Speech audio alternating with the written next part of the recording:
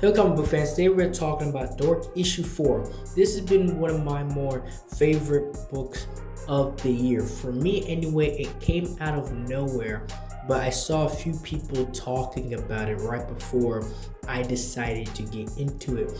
And I did not know, what this story was going to offer me going into it. But now we're in issue 4, and it's one of my more favorite titles in the entire year. And if you wasn't here for the last video talking about this, there's this character named Dork, and he's a half dwarf and half orc, and he's pretty much supposed to be the apocalyptic being to destroy both the light and dark side. And he doesn't see himself as that. There's been really little to nothing to actually show that, but when he does get really angry, then you see that power. But now he is trying to get to this witch to save this chicken that has its head severed from its body because of him, to be fair. And his shield, which has a spirit embedded in it, and the shield doesn't even know who it used to be. And Dork finds himself fighting this 3-headed dog which has drool that's flammable. And this story, it's like classic fantasy, but such a crazy twist on it, with an unusual main character and side characters to support him. And it's something that you cannot prepare yourself for a story like this, and especially this moment right here where he's pretty much pouring his heart out and talking about how he's afraid of himself and he's afraid of what is to come, and what he has already done and the things that he might do. He's literally just being out there saying he's afraid of himself. And then the shield, which has been a bloodlusted kind of individual so far into the story, actually offers him these kind words and tells him what he needs to hear. Now he wants to hear what he needs to hear to motivate him to keep going. And Dork is just happy not to be alone on this journey. He's happy not to be alone in the dark with himself. And that's such great writing and how they've written this character so far. And the story continues on with the next morning, and he was unknowingly in territory. Now, luckily, none of these people here actually knows who he really was, or else he would be in a much deeper situation.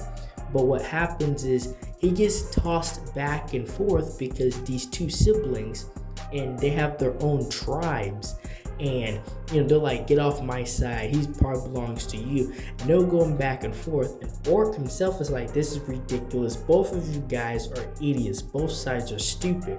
And he's just trying to navigate this situation. It's just so fun. It's so funny to see these interactions that he has, because you don't know what he's going to encounter when he goes between the lands, and when he goes on what happens. Now, between him trying to go back and forth and make these people talk, this 3-headed demon dog comes out of nowhere and starts slaughtering everybody. I mean, they're getting absolutely destroyed, and Dork is obviously in the midst of this, and he just got done surviving this thing the first time. And it ate, first of all, the funny part is it ate both siblings, like both leaders of both sides of this tribe just got absolutely annihilated. And this story, it's very brutal, right? Because like they do show these crazy panels, and they do show you like how deep it can actually get. But the story does a very good job of balancing this lighthearted feel to it, this lighthearted vibe, and this sense of uplifting and adventure.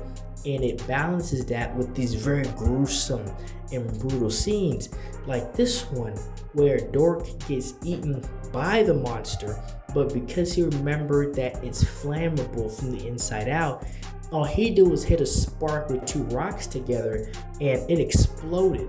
So he just, dealt with the issue, like that in the most brutal way possible. And I love his dialogue, Dork's dialogue, his attitude towards these situations.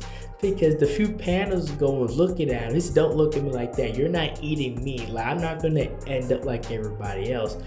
And he's such a fun character. And especially, with the flavor of comic this is a very high fantasy, I would say, style comic book. This easily could have been a novel, but it was in the form of a comic. And it just does it so much more justice when you actually see these characters interacting, these facial expressions, and how they interact with each other. And with somebody like Dork, these books and how they're written, you're just going along on this ride. And it's such a fun thing to do. You literally want to go on this adventure with him in this world. And that's all I have for this video. Thank you guys for watching this video. Like, share, and subscribe for more. And thank you for watching.